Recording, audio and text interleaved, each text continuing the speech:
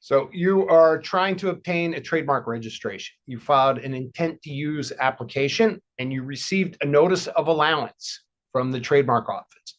What do you need to do to get your trademark registration? I'm Mike Steger. I'm a trademark and copyright attorney, and I'm going to tell you right now. So in the United States, you can file what's called an intent to use trademark application, where you're not actually using the trademark, but you intend to. You get what's called a notice of allowance if your trademark is approved, which means there's no issues with it.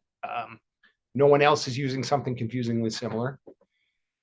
And then you have up to 3 years from when you get the notice of allowance to prove use, assuming that you file for appropriate extensions and file the statement of use in time.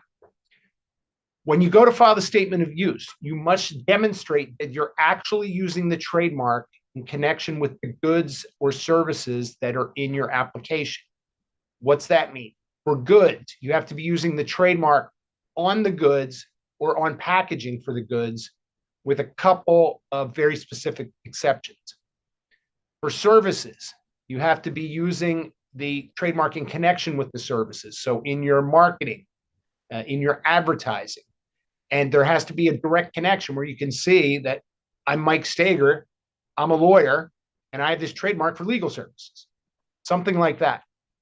You can't just throw the trademark around somewhere and then hope that people magically associate it with your goods or services. There has to be a direct connection between the trademark and what's in your application. To do that, you're going to have to file specimens which show the actual use, usually photos of the goods, screenshots from your website, photos of your marketing advertising materials.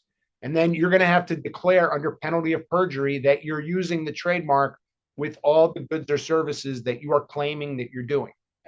So if there's a later examination, and the Trademark Office has been doing more examinations after the statements of use are submitted, and they find that you're not using it with all the goods or services, you may have committed perjury, and your trademark registration may be subject to cancellation for fraud.